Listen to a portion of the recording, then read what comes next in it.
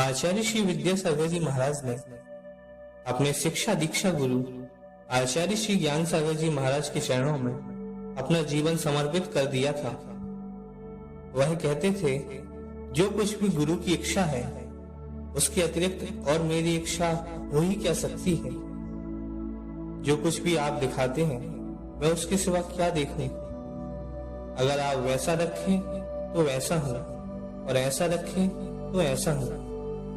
जिस प्रकार आप मुझको रखना चाहते हैं मैं वैसा ही रहूंगा। अब जिस ढंग में चाहें मुझे रंग दें। समर्पण की इन भावनाओं से पूरित होकर मुनि विद्यासागर जी अपने गुरु महाराज की सेवा में दिन रात तत्पर रहते थे।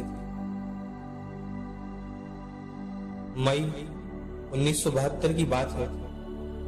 परम पूज्य आचार्य श्री ज्ञान सागर जी महाराज ने अपने प्रिय शिष्य मुनि श्री विद्यासागर जी, इलक सन्मति सागर जी, क्षुल्लक सुख सागर जी, क्षुल्लक विनय सागर जी, क्षुल्लक आदि सागर जी तथा अन्य त्यागी गण के संग सहित भयंकर गर्मी में अजमेर से बिहार किया।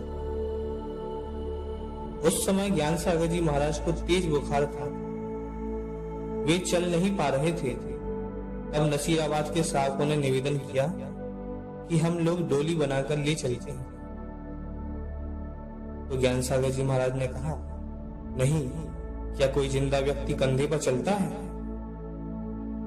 तब तत्काल मुनि श्री विद्यासागर जी बोले, मैं कब आपकी भैयावृत्ति करूंगा। मैं आपको अपनी पीठ पर लेकर चलूंगा।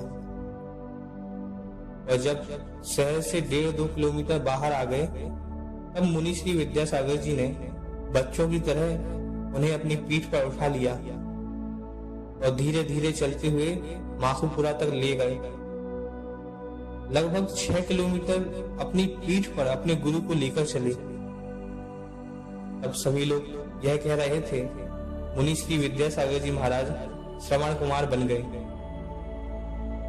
दूसरे दिन प्रातःकाल वहां से बिहार हुआ तो मुनि श्री विद्यासागर जी ने गुरुवर ज्ञान सागर जी महाराज को जैसे ही अपनी पीठ पर उठाया तो ज्ञान सागर जी बोले, नहीं नहीं, तुम्हारा शरीर तो तप रहा है, तुम्हें तेज बुखार है, मैं पैदल ही चलूंगा।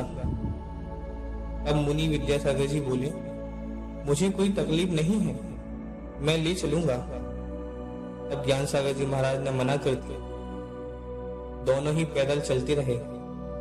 6 किलोमीटर चल के वीर चौराहा पहुंचे। वहां पर एक अन्य धर्म की धर्मशाला में रोका गया। वीर ग्राम के लोग आ गए।